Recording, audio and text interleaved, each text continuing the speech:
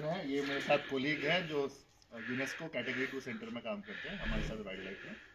Jonathan, मेघना, अतुल्या, जैसे मैंने मैस में कहा, तीनों केरला के हैं। केरला में भी एक प्राकृतिक धरोहर स्थल है वेस्टर्न घाट्स, जो पहाड़ों का रेंज है। आपका जैसे हिमालय है, वो भी बहुत हिमालय से पुराना पहाड़ है। तो आज के दिन हम चाहेंगे थोड़ा आपको WRI के बारे में बताना और खासकर हमारे सेंटर के बारे में बताना, क्योंकि जो प्रोग्राम हमने ऑर्गेनाइज किया हमने धरोहर के फोकस पे किया है ना। तो मुद्दा ये है कि overall wild life institute of India क्या है। Wild life institute of India है एक संस्थान जो सेंट्रल गवर्नमेंट है ना, गवर्नमेंट ऑफ इंडिया को वाइल्ड लाइफ रिलेटेड हर मैटर में एडवाइस करता है। जब कोई रोड बनना होता है या ट्रेन बनना होता है जंगल में से, WRI कंसल्टेंसी करके उसको बताता है क्या इम्पैक्ट पड़ रहा है।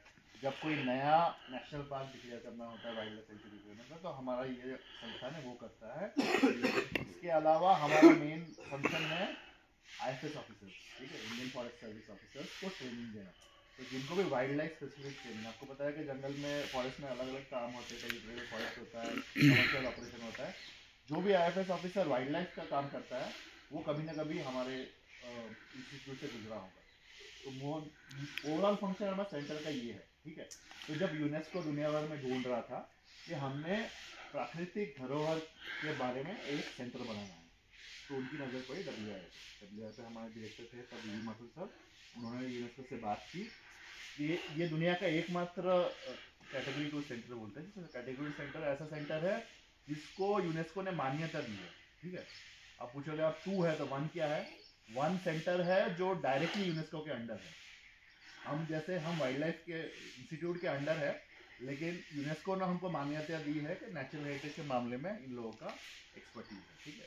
तो उस हिसाब से हमको सेंटर दिया गया और सेंटर का फोकस है प्राकृतिक धरोहर। तो हम पिछले 2 दिनों से बात कर रहे हैं, धरोहर सुनते से ही हमको पहले TIP में आई का याद आता है ना। हमारा धरोहर सुन के लगता है कि, और ज़्यादा से ज़्यादा हम बोलेंगे प्रथा, ठीक है, कोई पूजा हो रही हो, कोई शिल्पकारी हो, उसको हम धरोहर बोलते हैं। प्रकृति से उनका आसानी से जोड़ नहीं पाते।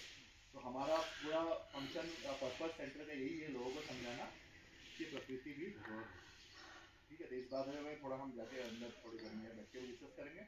उसके बाद धूप जब खुलेगा हम ट्रेल देखेंगे। हमारा ट्रेल बहुत ही फेमस है, आपने भरतपुर में देखा, भरतपुर में 350 स्पीसीज है चिड़ियों की। हमारे कैंपस हालांकि छोटा ही है, 100 एकड़ जमीन है, 100 एकड़ में ही 333-34 स्पीसीज है, ठीक है। भरतपुर के बराबर लगभग स्पीसीज छोटे इलाके में क्यों में।